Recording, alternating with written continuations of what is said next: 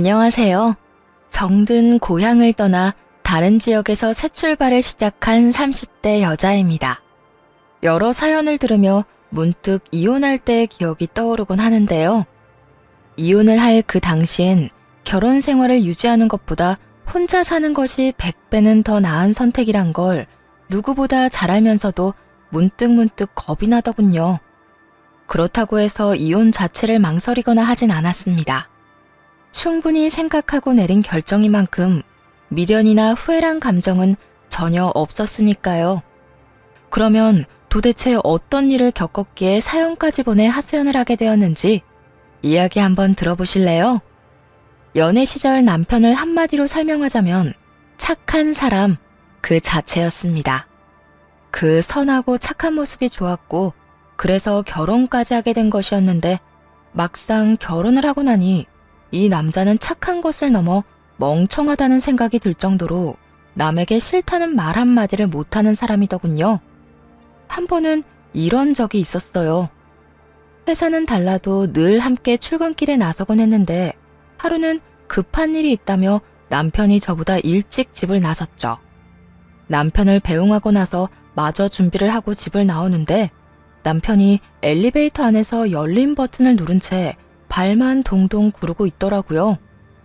여보, 지금 뭐해? 급히 처리해야 할 일 있다고 먼저 나갔잖아. 왜 엘리베이터를 잡고 있어?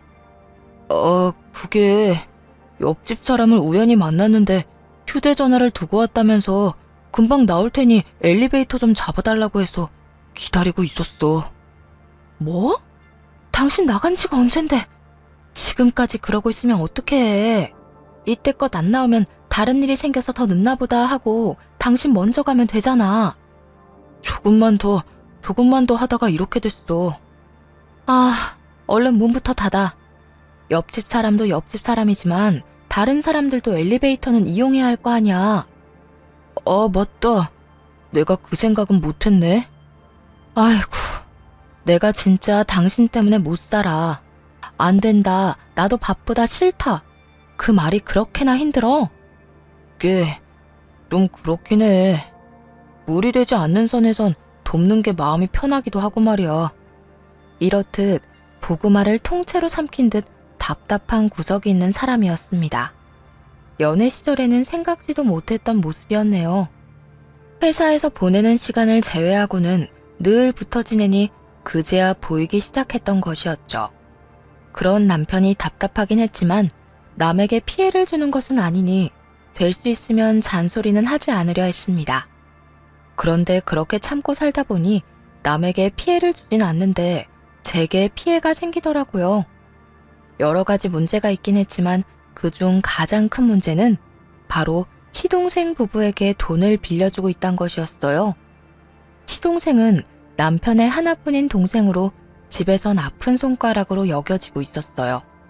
결혼은 어떻게 하긴 했지만 생활력이라곤 전혀 없는 그런 사람이었습니다.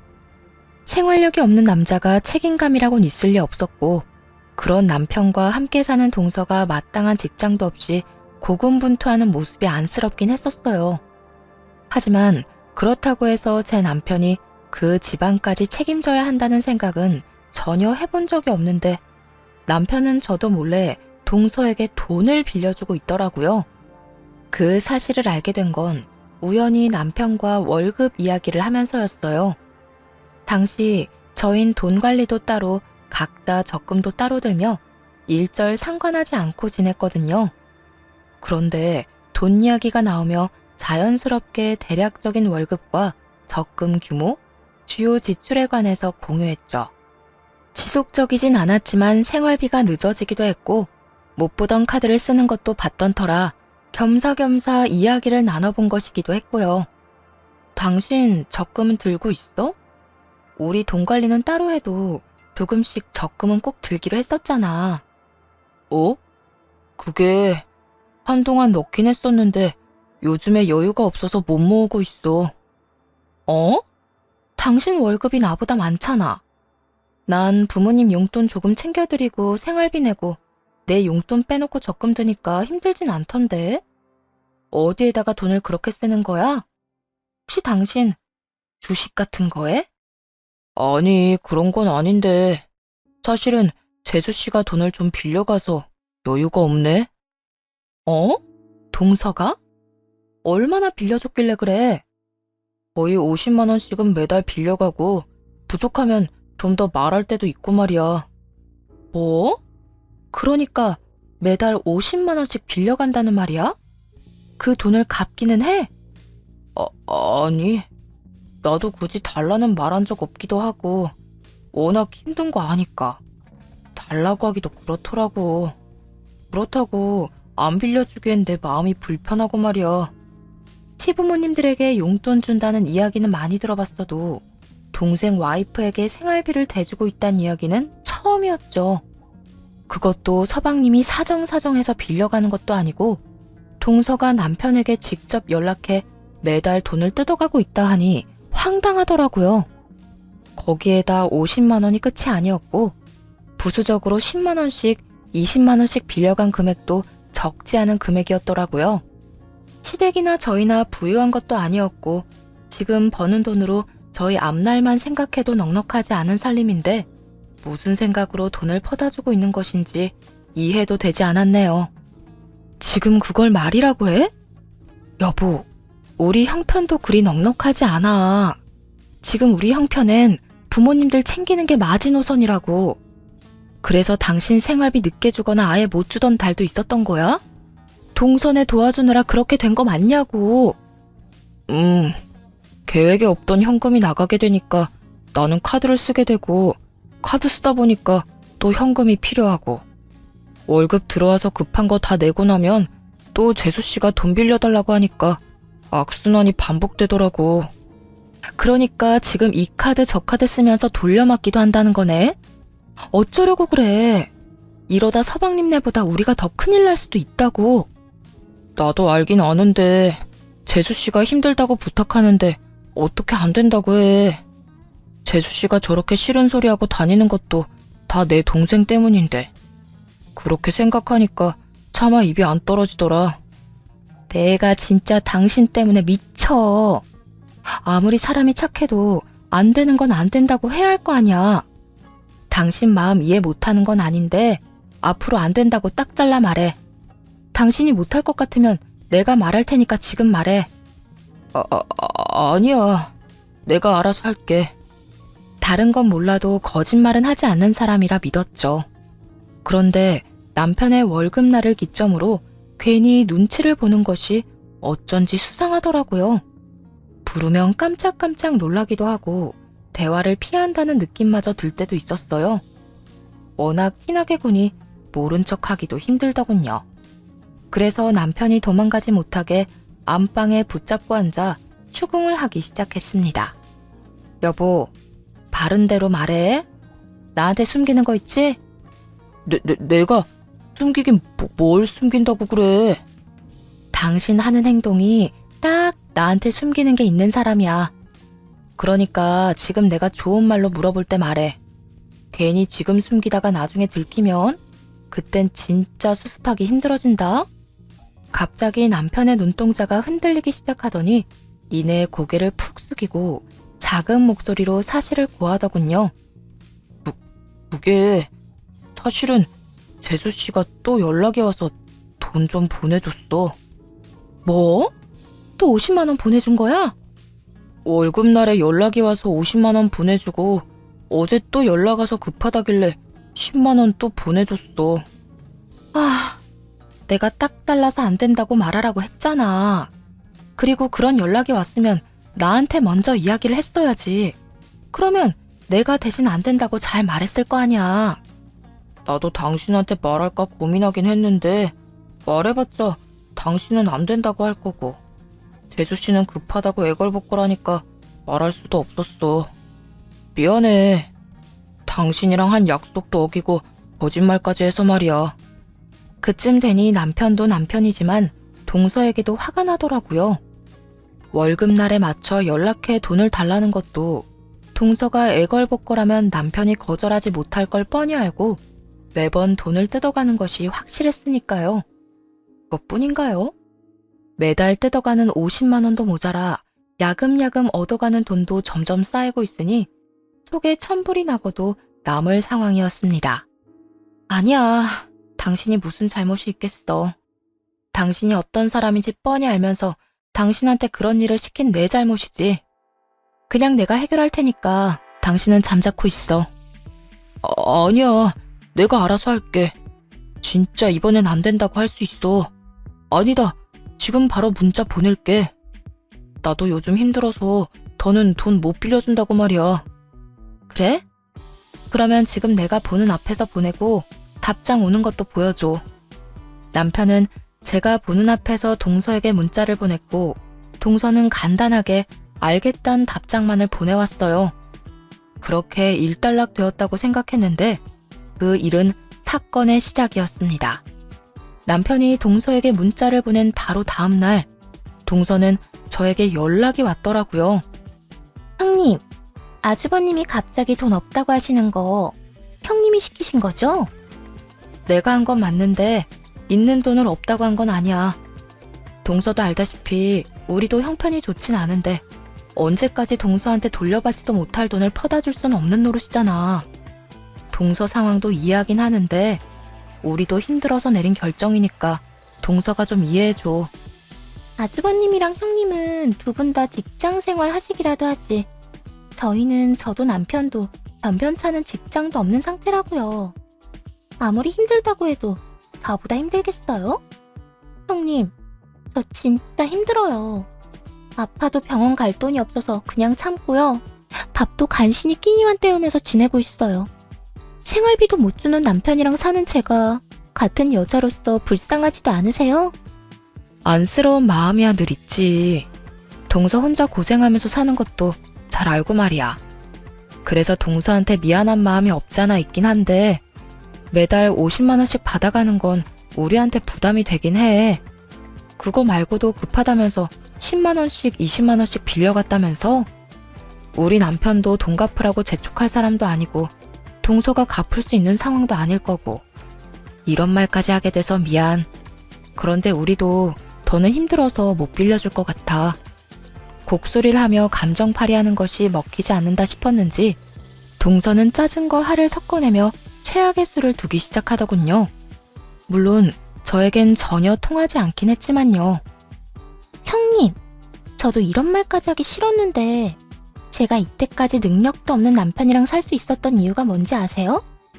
그나마 착한 아주버님이 여러 방면으로 도와주셔서 희망을 갖고 참고 살 수 있었던 거예요.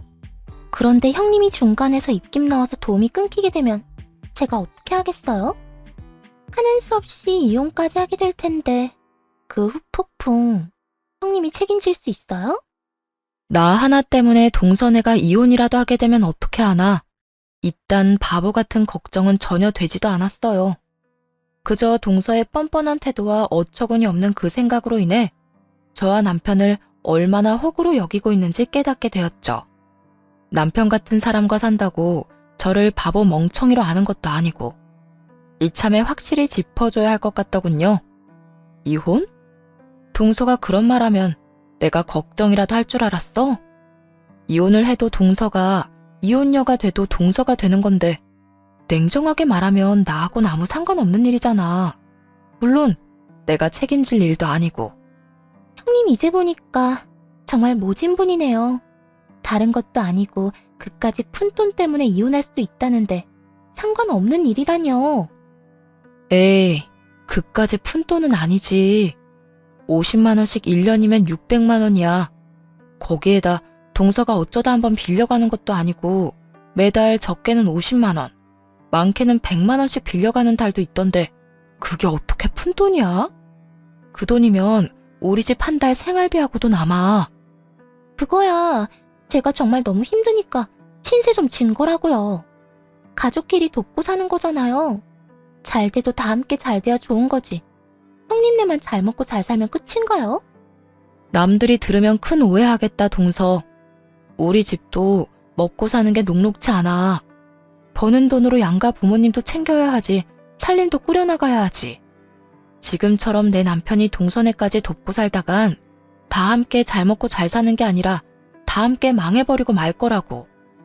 그러니까 동서네 생활비는 서방님한테 말하든 그것도 안 되면 어머님께 도움을 구해. 이것도 저것도 다 싫으면 동서라도 일자리를 구하든가. 예전에야 임신할 거라고 일까지 그만둔 거였지만 지금 형편에 임신 계획할 리도 없을 거고 언제까지 두 사람 다 놀고 먹으면서 우리한테 생활비 뜯어갈 거야? 뜯어가다뇨. 엄연히 빌려간 거라고요. 빌린다는 말뜻을 몰라? 빌려갔으면 다시 돌려주는 것도 있어야 할 텐데 돌려주는 건 없이 계속 받아만 가고 있잖아. 내 입장에선 그걸 빌려줬다고 하기엔 힘들지 않을까? 하여튼 앞으로는 나한테나 우리 남편한테 따로 연락해서 돈 이야기 꺼내지 마. 우리도 해줄 만큼 했고 더는 힘드니까. 동서나 저나 기분이 상할 대로 상했지만 하는 수 없는 일이었습니다. 당장은 아니더라도 동서네까지 계속 책임지며 살다간 밑 빠진 독에 물 붓기를 하다 끝나버릴 것이 분명했으니까요.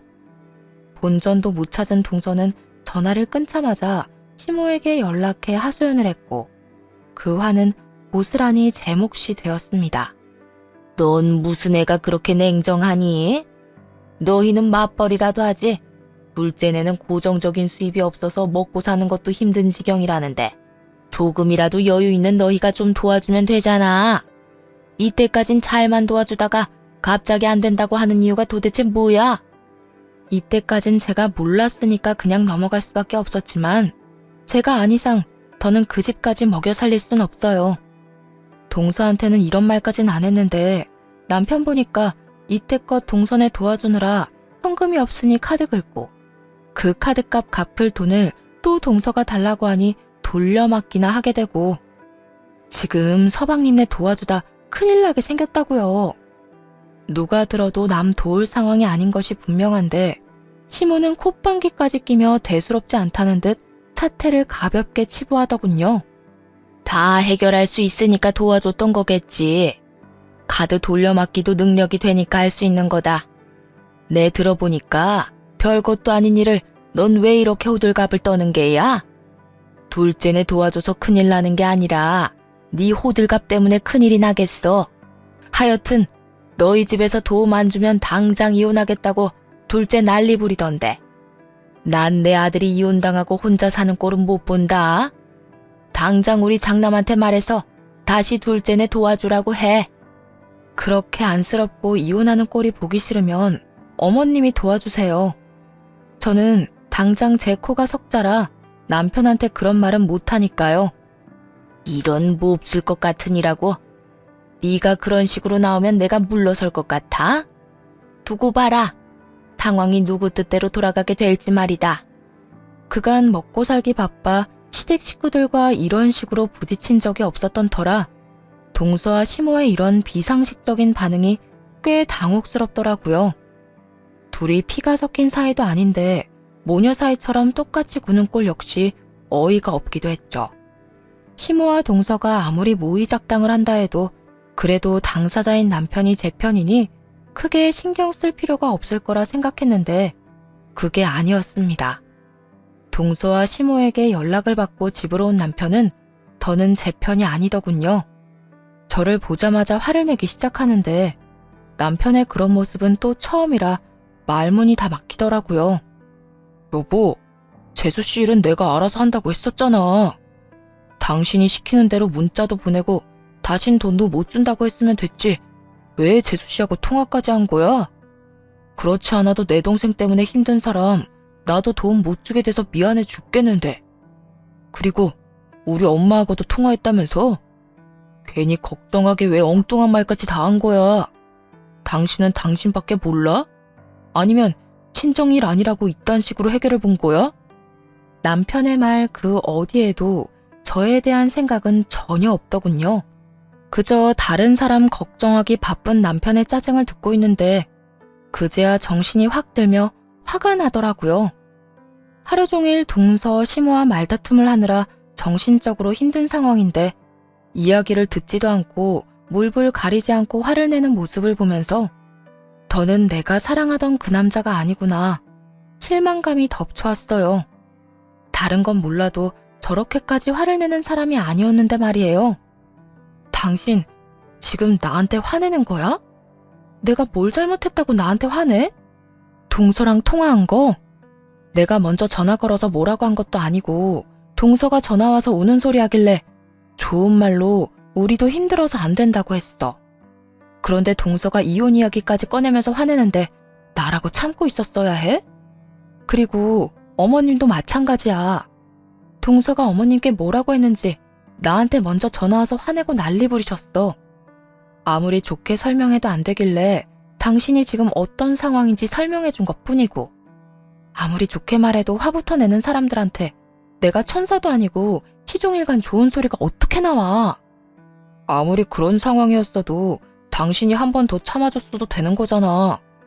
꼭 이렇게 여러 사람 속상하게 만들었어야 했어? 당신은 내 속 타들어가는 건 안 보여? 나도 속상해. 나도 힘들다고. 어떻게 된 게 남편인 당신한테 나는 안중에도 없어? 내 심정은 어떤지, 내가 무슨 말까지 들었는지 그런 건 전혀 궁금하지도 않아? 다른 사람 신경 쓰면서 걱정하기 전에 나부터 살펴봐야 하는 게 당연하잖아. 당신은 엄마나 재수 씨보단 강하고 살만하잖아. 두 사람 다 정신적으로 많이 힘든 사람들이야. 상황은 말할 것도 없고. 그런 사람들부터 걱정하는 건 당연하지. 당신도 가족이지만 엄마도 재수 씨도 내 가족이니까 말이야. 내가 강해? 살만해? 당신 눈엔 내가 그렇게 보여? 당신 대신 양갓집에 용돈 드리고 생활비까지 나 혼자 다 짊어지고 있는데 그게 살만해 보여? 그리고 가족?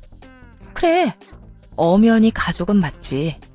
그런데 당신이 가장 지켜야 할 가족은 나라고, 나. 나는 당신이랑 우리 가정이 그 어떤 일보다 우선인데 왜 당신은 내가 가장 후순위일 수가 있어? 당신은 어떨지 몰라도 난 당신도 중요하지만 다른 가족들도 중요해. 그리고 지금은 다른 가족들이 많이 힘든 상황이니 당신보다 조금 더 신경 쓰고 있는 거고. 아, 그래? 그래서 앞으로 어떻게 하겠단 건데? 당신이 나한테 화내면서 몰아붙일 때는 하고 싶은 말이 있어서 이렇게까지 하는 거잖아. 당신이 그렇게 말하니까 나도 직설적으로 말할게. 나 앞으로는 당신이 뭐라고 하든 내 동생이랑 재수씨 도와줄 거야. 뭐? 그러면 우리 생활은 어떻게 할 건데? 당신 카드값은 어떻게 하게? 내 카드값이야 내가 좀 더 아껴 쓰면 되고, 우리 생활비는 당신이 다 내면 되잖아. 당신이 재수씨처럼 노는 것도 아니고 직장 생활하는데 뭐가 걱정이야? 호구짓은 혼자 하면 되지 저까지 끌어다 호구짓을 시킬 작정이더군요. 정말 피치 못할 사정으로 생활비조차 벌지 못하는 상황이라면 저 역시 기꺼이 도우라고 했을 겁니다. 온 가족이 저만 인정머리 없는 사람으로 몰아가는 것이 싫기도 하지만 무엇보다 남편이 번 돈으로 남편이 그렇게 하고 싶다고 하니까요. 하지만 앞서 말씀드렸다시피 서방님은 몸이 불편해 일을 못하는 것도 아니었어요. 힘든 회사 생활을 견딜 만큼 인내심이 강하지도 않았고, 그렇다고 책임감이 있는 사람도 아니었을 뿐더러 게으르기까지 했죠. 동서도 마찬가지였죠. 하다못해 단기 알바라도 구하면 급한 생활비는 벌 수 있는 상황이란 걸 모르진 않을 텐데 그저 놀고 먹으며 남편에게서 나오는 생활비만 바라고 있었으니 도와줄 생각이 전혀 들지 않는 것이 당연했습니다. 남편도 이런 사실을 전혀 모르진 않을 텐데 그저 불쌍하다며 저의 희생만 바라니 화가 났죠. 한심하기 짝이 없는 남편이 미워지기까지 하더군요. 난 나 혼자 우리 집 생활비 다 감당할 생각 없거든. 그러니까 나한테 그런 헛소리 할 시간에 당신 동생이나 동서한테 일자리 구해서 생활비라도 좀 벌었으라고 그래. 사지 멀쩡한 젊은 것들이 언제까지 놀고 먹을 거래? 하여튼 난 분명히 말했다. 앞으로 생활비 빼먹지 말고 넣어. 남편은 끝까지 대답하지 않았고 이렇게 부부싸움은 찝찝함을 남긴 채 끝이 났습니다. 그렇게 남편과 한바탕 하고 나니 화가 사그라지지 않더라고요. 다음날 전 동서네로 찾아갔고 그곳에서 더 화나는 모습을 보게 되었습니다.